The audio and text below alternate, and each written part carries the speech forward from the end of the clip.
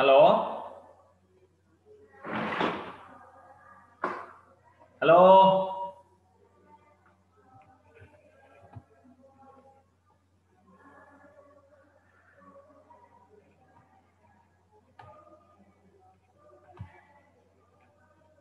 সবাই শুনতে পাচ্ছেন? হ্যালো। জি স্যার, শোনা যাচ্ছে। আচ্ছা মনে। স্যার আসসালামু আলাইকুম। ওয়ালাইকুম আসসালাম। স্যার আসসালামু আলাইকুম।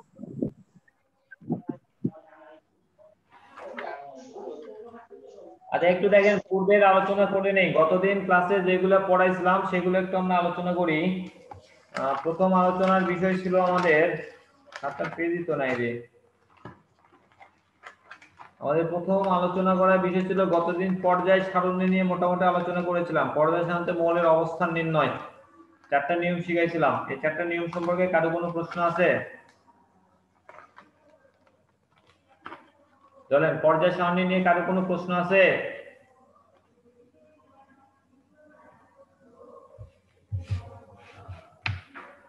সবাইকে আমাকে শুনতে না স্যার। ক্লাসে যতটুকু আলোচনা হয়েছিল, গতদিন আমরা ক্লাস নিয়েছিলাম পর্যায় সারণীর উপরে ভিত্তি করে, বা পর্যায় সারণী মৌলের অবস্থান, বিভিন্ন পর্যায় সারণীর মৌলগুলোর ভৌত এবং রাসায়নিক ধর্ম নিয়ে আলোচনা করেছিলাম। এখন প্রশ্নটা হচ্ছে, এই পর্যায় সারণীর ব্যাপারে আর কারো কোনো প্রশ্ন আছে কিনা? যদি কোনো টপিকস, কোনো বিষয়, কোনো একটা কিছু জানার ইচ্ছে থাকে তাহলে আমাকে প্রশ্ন করতে পারেন পর্যায় সারণী সম্পর্কে। এবং যদি কোনো প্রশ্ন না থাকে তাহলে আমরা পরের অধ্যায় স্কিপ করে চলে যাব। বলেন, কারো কোনো প্রশ্ন আছে? তাহিরা? না স্যার। সুপ্তি? না স্যার, প্রশ্ন নাই। ওকে মনি, থ্যাংক ইউ। আর সবাইকে জিজ্ঞেস করলাম না, মোটামুটি ধরে নিলাম সবারই হয়ে গেছে পর্যায় সারণী সম্পর্কে, আর কোনো সমস্যা থাকার কথা না। তাহলে আমরা আজকে যেটা আপনাকে সিলেবাসে যেটা দেয়া আছে, আপনারা সিলেবাস দেখছেন কিনা জানি না। আমার কাছে সিলেবাস আছে, গুগল ক্লাসরুমে গেলে আপনি সিলেবাসটা পেয়ে যাবেন। আপনারা সবাই একটু সিলেবাস ফলো করার চেষ্টা করবেন।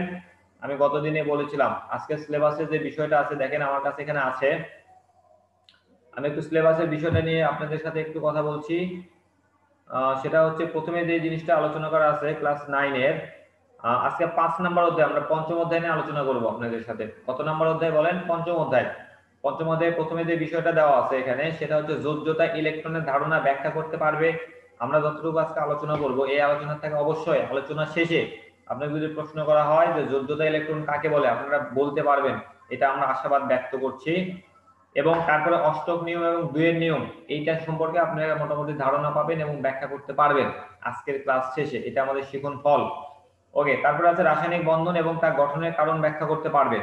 তাহলে আমরা মোটামুটি 3টা জিনিস নিয়ে আলোচনা করি, একদিনে তার সবকিছু করা সম্ভব না। পঞ্চম অধ্যায়ের প্রথমে আমরা যোজ্যতা ইলেকট্রনের ধারণা ব্যাখ্যা করতে পারবেন। এখন যোজ্যতা ইলেকট্রন নিয়ে আমরা ব্যাখ্যা করব। যোজ্যতা ইলেকট্রন কাকে বলে, এটা প্রথমে আমাদের শেখার বিষয়। কারোর যদি জানা থাকে, আমি যাকে প্রশ্ন করবো সে অ্যান্সার দিবেন, আর সবাই মিলে আমরা একটু শুনবো যোজ্যতা ইলেকট্রন কাকে বলে। এখান থেকে কে কে আছে যোজ্যতা ইলেকট্রন বলতে পারার মধ্যে? জয়িতা একটু বলেন তো মামুনি, জয়িতা মনি। কোন মৌলের সর্বশেষ শক্তি স্তরে যে কয়টি ইলেকট্রন থাকে তাকে যোজ্যতা ইলেকট্রন বলে। হ্যাঁ, খুব সুন্দর হয়েছে, থ্যাংক ইউ, ধন্যবাদ মুনি, অনেক অনেক ধন্যবাদ। দেখেন পঞ্চম অধ্যায়ে প্রথম যে টপিকস, আপনাকে পঞ্চম অধ্যায়ে কেমিস্ট্রি বইয়ে প্রথম যে বিষয়টা আলোচনা করা আছে সেটার নাম হচ্ছে যোজ্যতা ইলেকট্রন। এবং এই যোজ্যতা ইলেকট্রনের সংজ্ঞা থেকে আমরা দেখতে পাচ্ছি কি লেখা আছে, যে কোনো মৌলের সর্বশেষ কক্ষপথে যে কয়টি ইলেকট্রন আছে এই সংখ্যাটাকে আমরা ওই মৌলের যোজ্যতা ইলেকট্রন বলবো। আমি আবারও বলছি, কোনো মৌলের সর্বশেষ কক্ষপথে আপনি ইলেকট্রন বিন্যাস করবেন, ইলেকট্রন বিন্যাস করে দেখবেন কোন মৌলের সর্বশেষ কক্ষপথে যে কয়টি বিজোড় ইলেকট্রন, সরি ওটা না, কোন মৌলের সর্বশেষ কক্ষপথে যে কয়টি ইলেকট্রন থাকে সেই সংখ্যাটাকে আমরা কি বলবো? ওই মৌলের যোজ্যতা ইলেকট্রন। যদি কারো কোনো প্রশ্ন থাকে যোজ্যতা ইলেকট্রনের সংজ্ঞা, আপনি আমাকে প্রশ্ন করতে পারেন। আচ্ছা, ধরে নিলাম কারো কোনো সমস্যা নেই। এখন এই যোজ্যতা ইলেকট্রনের আমরা উদাহরণ করব। আমি আপনাকে একটা এক্সাম্পল দিচ্ছি, সবাই একটু লক্ষ্য করেন। আপনি আবার ওই সহজ একটা উদাহরণ দিয়ে আমি শুরু করলাম। প্রথমে সোডিয়াম, সোডিয়ামের পারমাণবিক সংখ্যা হচ্ছে 11। সোডিয়ামের ইলেকট্রন বিন্যাস করলে দেখা যায় সোডিয়ামের সর্বশেষ কক্ষপথে ইলেকট্রনের সংখ্যা আছে 1টি। কয়টি ইলেকট্রন আছে? 1টি ইলেকট্রন আছে। যোজ্যতা ইলেকট্রনের যে ডেফিনেশন, সংজ্ঞা অনুযায়ী আমরা কি জানি, যে কোনো মৌলের সর্বশেষ কক্ষপথে যে কয়টি ইলেকট্রন থাকে সেটাকে তার কি বলা হয়? যোজ্যতা ইলেকট্রন। যেহেতু সোডিয়ামের সর্বশেষ কক্ষপথে ইলেকট্রন আছে 1টা, সুতরাং সোডিয়ামের যোজ্যতা ইলেকট্রন হবে 1। আমি কি বুঝাইতে পেরেছি? ওকে, এখন আমরা বলবো যে এই যে সোডিয়ামের যোজ্যতা ইলেকট্রন 1 বের করলাম, অনুরূপ ভাবে আমি যদি বলি ক্লোরিনের যোজ্যতা ইলেকট্রন কত, আপনি ইলেকট্রন বিন্যাস করে দেখবেন ক্লোরিনের সর্বশেষ কক্ষপথে ইলেকট্রন থাকে 7টি। সুতরাং ক্লোরিনের যোজ্যতা ইলেকট্রন হবে 7। শেষ। এখন আমি আপনাকে এখানে যে কয়জন অ্যাটেন্ড আছেন, যে কয়জন আমরা ক্লাসের সাথে অন্তর্ভুক্ত আছি, এই সবার উদ্দেশ্যে আমি একটা প্রশ্ন ছেড়ে দেব। আপনারা বলবেন এই মৌলটির যোজ্যতা ইলেকট্রন কত, কে কত আগে বলতে পারেন, আমি একটু ট্রাই করে দেখব। আমি এখন যে মৌলটা দেব সেই মৌলের নাম হচ্ছে অ্যালুমিনিয়াম। খুব তাড়াতাড়ি বলবেন অ্যালুমিনিয়ামের যোজ্যতা ইলেকট্রন কত? 3 বলেছেন, আর বলতে হবে না, একজন ওকে ফাইন। অ্যালুমিনিয়ামের ইলেকট্রন বিন্যাস হতে দেখা যায় কোন একটা মৌলের সর্বশেষ কক্ষপথে ইলেকট্রন আছে 3টি। সুতরাং অ্যালুমিনিয়ামের যোজ্যতা ইলেকট্রন কত হবে? 3 হবে। এখন আমাদের যে সিলেবাসে বিষয় ছিল সেই সিলেবাসে লেখা ছিল যোজ্যতা ইলেকট্রন সম্পর্কে আপনারা মোটামুটি ধারণা ব্যাখ্যা করতে পারবেন। এখন বলেন যোজ্যতা ইলেকট্রন সম্পর্কে কারো কোনো প্রশ্ন আছে? আর বলেন, এখানে একটু বলেন সবাই। না স্যার, যোগ্যতা ইলেকট্রন সম্পর্কে আর কোনো প্রশ্ন থাকার কথা না। আপনারা যে কোনো মৌলের ইলেকট্রন বিন্যাস করে দেখবেন সর্বশেষ কক্ষপথে যে কয়টি ইলেকট্রন থাকে ওই ইলেকট্রন সংখ্যাকে ওই মৌলের যোগ্যতা ইলেকট্রন বলে। ওকে, আমরা তাহলে পরবর্তী টপিকসে চলে যাব। পরবর্তী টপিকসের নামটা হচ্ছে অষ্টক নিয়ম এবং দুইয়ের নিয়ম। এটা সম্পর্কে আমরা এখন একটু ব্যাখ্যা করব। অষ্টক নিয়ম কাকে বলে এবং দুইয়ের নিয়ম কাকে বলে, এটা ব্যাখ্যা করার আগে আমি আপনাদের থেকে একটু একটা জিনিস একটু জানতে চাচ্ছিলাম যে একটা মৌল, এই মিউট করে নিকে তাহিরা একটু মিউট করেন, শব্দ হচ্ছে।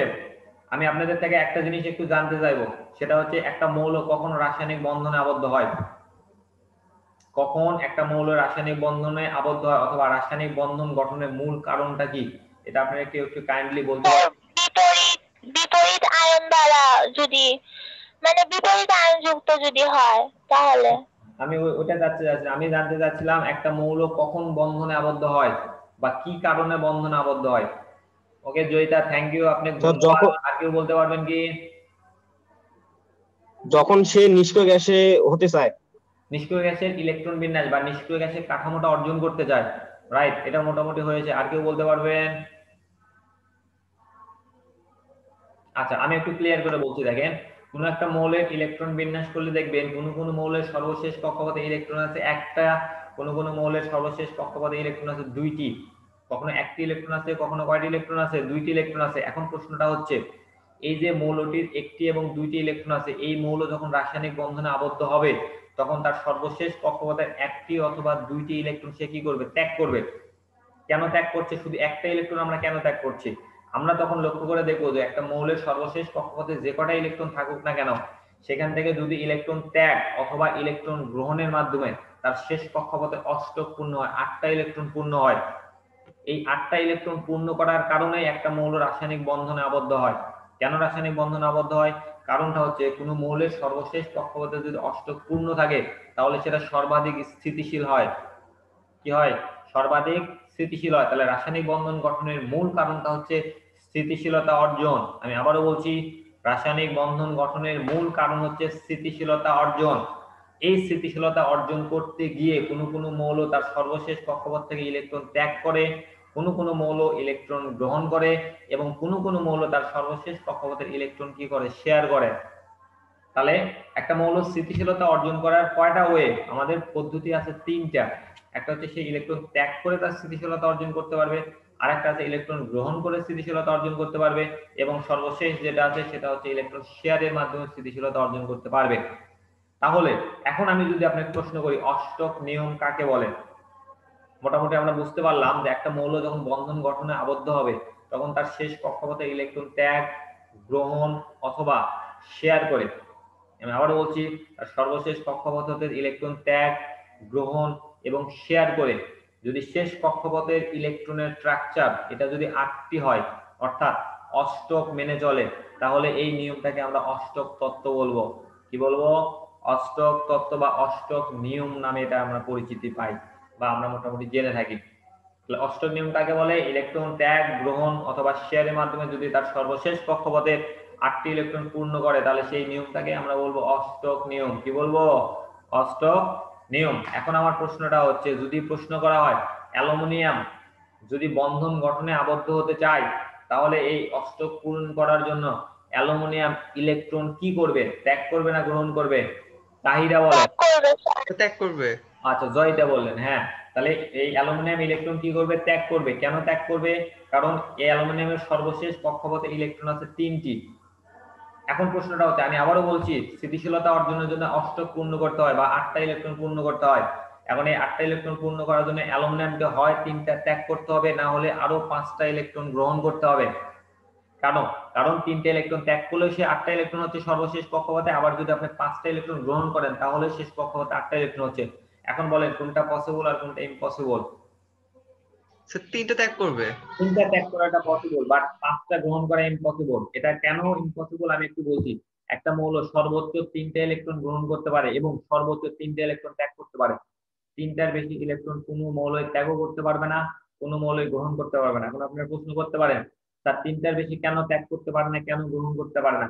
এটা আমরা 4 নম্বর অধ্যায়ে একটু আলোচনা করেছিলাম, আপনাদের মনে আছে কিনা জানি না। একটা মৌল তার সর্বশেষ কক্ষপথে ইলেকট্রন ত্যাগ করতে এবং গ্রহণ করতে শক্তির প্রয়োজন হয়।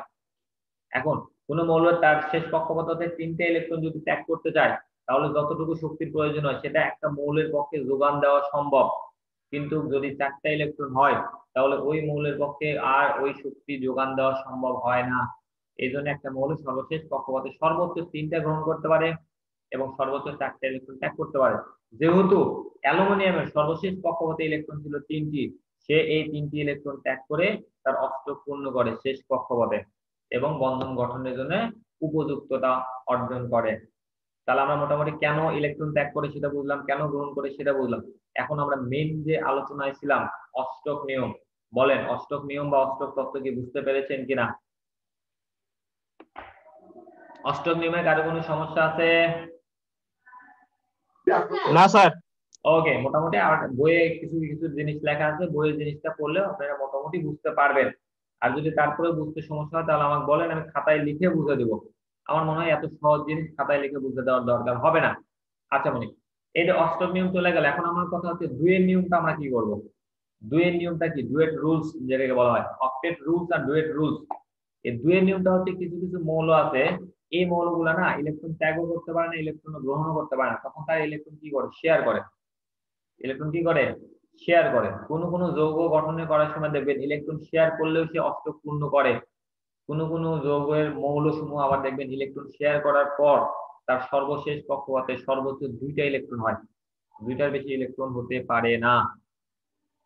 এই মৌলগুলো আমরা দুইয়ের নিয়মটা বলে থাকি। যদি ইলেকট্রন শেয়ারের মাধ্যমে কোন একটা মৌলের সর্বশেষ কক্ষপথে 2টি ইলেকট্রন হয়, অর্থাৎ হিলিয়ামের ইলেকট্রন বিন্যাস যদি অর্জন করে তাহলে সেটাকে আমরা কি বলবো? ডুয়েট রুলস বা 2 এর নিয়ম বলবো। আপনি একটা উদাহরণ দিতে পারবেন 2 এর নিয়ম কোন জায়গায় কাজ করে? আপনি পানির ক্ষেত্রে ব্যাখ্যা করতে পারেন। পানির সংকেত হচ্ছে H2O, পানির সংকেত কি? H2O। এখন হাইড্রোজেনের সাথে অক্সিজেনের একটা সমযোজী বন্ধন আছে। এখন এই সমযোজী বন্ধনে আমরা যদি 2টা ইলেকট্রন শেয়ার করে তাহলে এই 2টা ইলেকট্রনের মাধ্যমে হাইড্রোজেনের অক্সিজেনের মধ্যে সমযোজী বন্ধন আছে। এখানে অক্সিজেনের অষ্টক নিয়ম মেনে চলে, অক্সিজেনের সর্বশেষ কক্ষপথে 8টা ইলেকট্রন হয়। কিন্তু হাইড্রোজেনের দিকে একটু তাকান, ফিরে তাকান, দেখেন তো হাইড্রোজেনের কি শেষ কক্ষপথে 8টা ইলেকট্রন হয়েছে না 2টা ইলেকট্রন হয়েছে?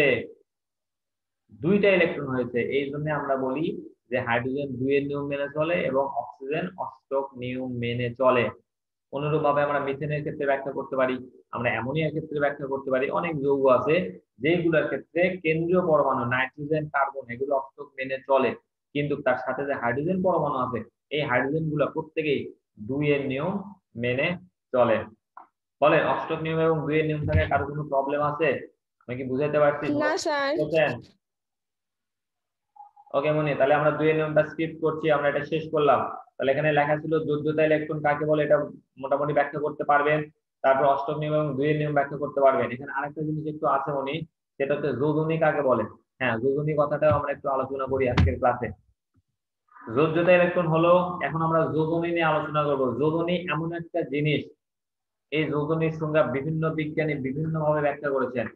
আপনারা শুনলে অবাক হয়ে যাবেন যে যোজনীর আমি যদি বলি নির্দিষ্ট কোনো সংজ্ঞা নেই, এটা কিন্তু আসলে হয়। কেন জানেন? কারণ নির্দিষ্ট ভাবে যোজনীর কোনো সংজ্ঞা কোনো বইয়ে লেখা নেই। আমি যদি প্রশ্ন করি যে এইটার যোজনীর সংজ্ঞা, তাহলে আরেকজন বলবে যে না এইটা না, এইটা হচ্ছে যোজনীর সংজ্ঞা।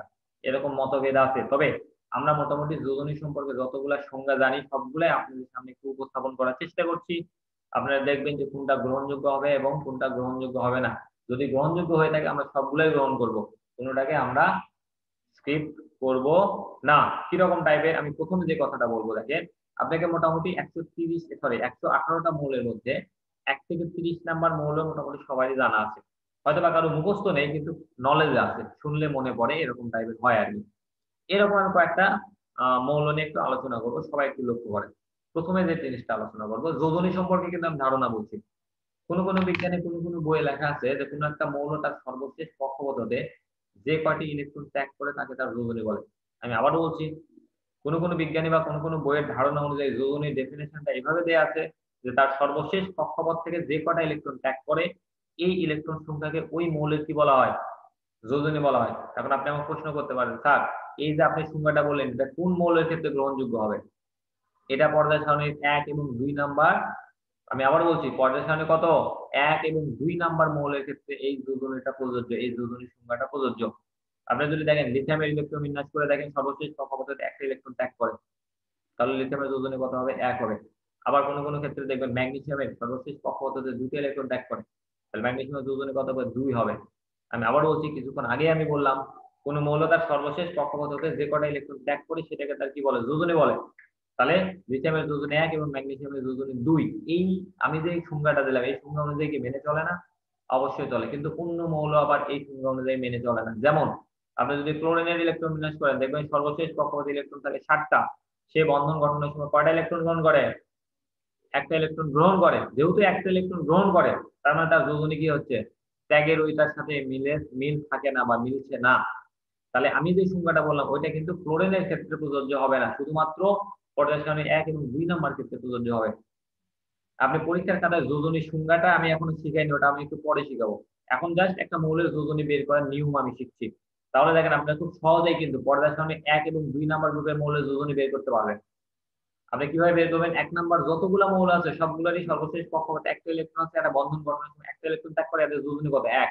তাহলে আমি 6টার যোজনী কিন্তু মুখস্থ হয়ে গেল আমাদের। কি 6টা হলো? 7টা হয়ে গেল। হ্যাঁ, হাইড্রোজেন সহ।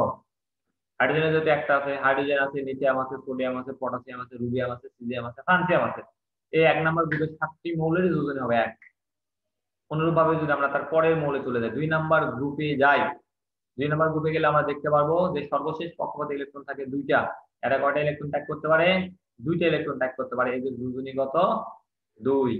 এই তো মোটামুটি 1 নাম্বার এবং 2 নাম্বার গ্রুপের যোজনীটা হয়ে গেল। এখন আমরা চলে যাব ঠিক 16 নাম্বার এবং 17 নাম্বার গ্রুপের দিকে চলে যাব। 16 নাম্বার গ্রুপে দেখবেন কোন একটা মৌলের সর্বশেষ কক্ষপথে ইলেকট্রন যদি 7টা থাকে এবং 6টা থাকে। আমি আবার বলছি 16 নাম্বার গ্রুপের মৌল ইলেকট্রন থাকে 6টি এবং 17 নাম্বার গ্রুপের মৌলের ইলেকট্রন থাকে 7টি। তাহলে এই যে 6টি এবং 7টি যে ইলেকট্রন আছে এরা অষ্টক পূরণ করার জন্য কি পন্থা অবলম্বন করে? এরা সর্বশেষ কক্ষপথে 1টি অথবা 2টি ইলেকট্রন গ্রহণ করে। তাহলে দেখেন আমি সংজ্ঞাটা এইভাবে দিতে পারি না, কোনো মৌল তার সর্বশেষ কক্ষপথে যে কয়টি ইলেকট্রন গ্রহণ করে সেটাকে তার যোজনী বলে। আমি কিন্তু 16 নাম্বার এবং 17 নাম্বার ক্ষেত্রে এই যোজনীর সংজ্ঞাটা আপনি ভুল ধরতে পারবেন না, কিন্তু এই সংজ্ঞাটা যদি 1 নাম্বারের ক্ষেত্রে বলেন তাহলে এটা পুরোটাই ভুল। তাহলে বুঝাতে পারছি কোন মৌলের যোজনী আবার এভাবে ব্যাখ্যা করা যায় যে কোনো একটা মৌলের সর্বশেষ কক্ষপথে যে কয়টা ইলেকট্রন গ্রহণ করে সেটাকে তার কি বলা হয়? যোজনী বলে। শুধুমাত্র 16 এবং 17 নাম্বার গ্রুপের জন্য প্রযোজ্য। তাহলে 17 নাম্বার গ্রুপে আছে fluorine, chlorine, bromine, iodine, aspirin. এই মৌলগুলোর যোজনী কত হবে? 1 হবে। এবং তার আগে 16 নাম্বার অক্সিজেনের যে গ্রুপ আছে অক্সিজেন, সালফার, এই গ্রুপের যোজনী কত হবে? 2 হবে। মোটামুটি এটাও আমরা শিখে রাখলাম।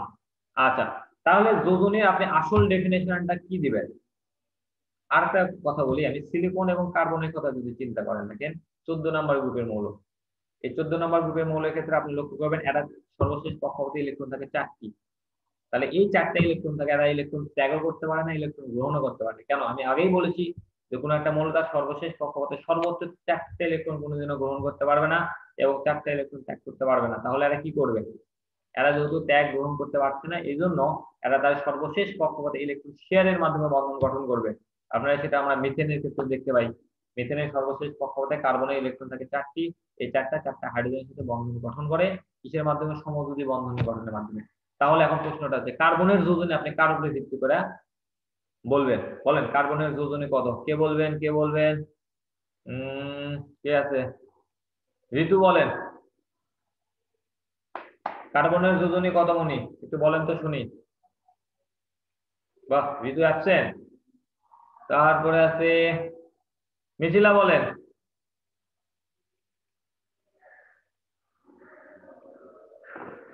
মিথিলা স্যার শুনতে আমি পাচ্ছেন? বলি